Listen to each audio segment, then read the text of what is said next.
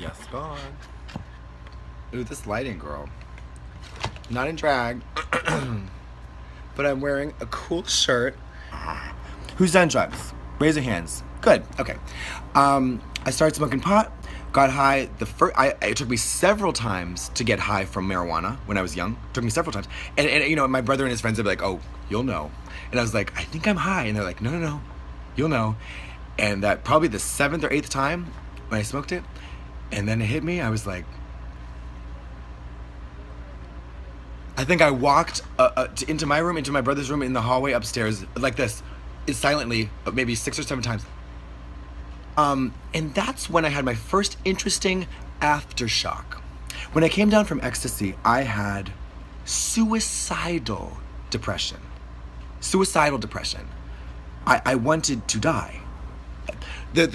So what happened? The very rudimentary understanding of the chemical processes that were going on in my brain.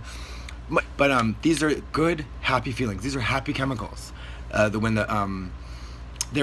naturally released. But when we do drugs that involve euphoria, it is I believe it's a process where like it blocks receptors that take oh God, I know this shit, but we don't need a science thing. That's not the point.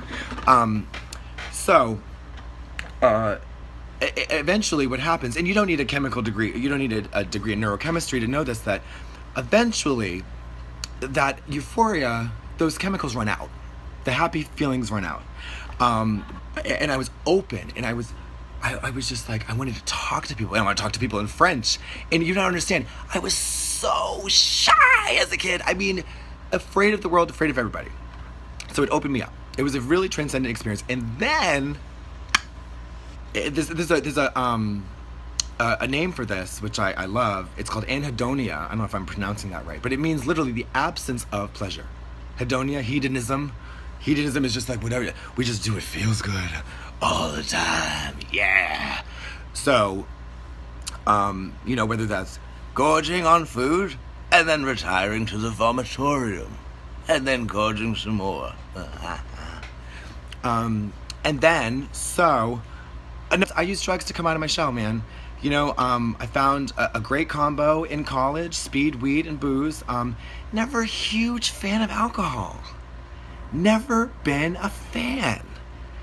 I was always naively assumed that, that I would know I was an adult when white wine started to taste good. It tastes like the cat's ass. Help me. I don't like this taste. It tastes like the cat's fucking ass.